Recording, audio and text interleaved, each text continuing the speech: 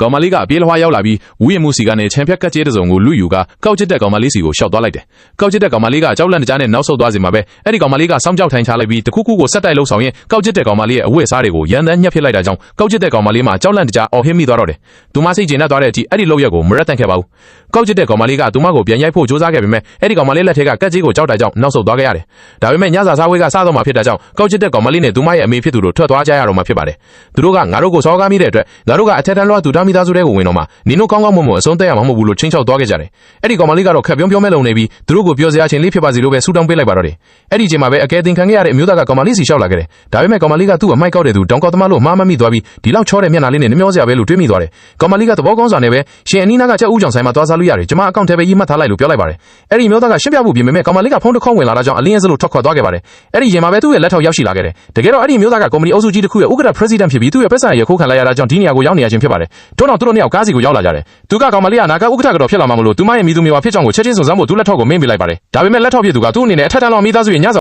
ပွဲကိုမပြတ်မကွက်တရားရမှာဖြစ်ကြောင်းသတိပေးလိုက်တယ်။ဒါကိုကြားလိုက်ရတဲ့အခါသူတည်းကြီးမှာအားအသင့်သွားရပါတယ်။မကြောက်ခင်မှာပဲကောင်မလေးကစာဖို့ဘောကလက်ဆောင်တွေကိုကြည့်နေခဲ့တယ်။လက်ဆောင်စည်းတွေကိုကြီးညာနေတောင်နားထောင်ရင်သူမကမိခင်ဖြစ်သူကိုဒီလက်ဆောင်တွေအားလုံးကသမီးအတွက်ပဲလားလို့မေးလိုက်ပါတယ်။သူမရဲ့မိကသမီးကတို့မိသားစုရဲ့အမွေဆက်ခံသူပဲလေ။လက်ဆောင်တွေဘလောက်ပဲမဲတို့တွေတက်နိုင်ပါတယ်။သမီးကဒီနေ့ရဲ့အဓိကဇာတ်လိုက်ပဲလို့ပြောပါတယ်။ကောင်မလေးကမေမေရင်ဝင်နေဦးသမီးဒီလက်ဆောင်တွေကိုပြန်ကြည့်ချင်သေးလို့ပြောတဲ့အခါသူမရဲ့မိကပြုံးပြီးဒီပတ်စံမတ်တဲ့ကောင်မလေးလို့ပြောကထွက်သွားခဲ့ပါတယ်။အဲ့ဒီအချိန်မှာပဲကောက်ချစ်တဲ့ကောင်မလေးရဲ့မိသားစုကညစာစားပွဲရဲ့တကားဦးစီတို့ရောက်ရှိလာကြပါတော့တယ်။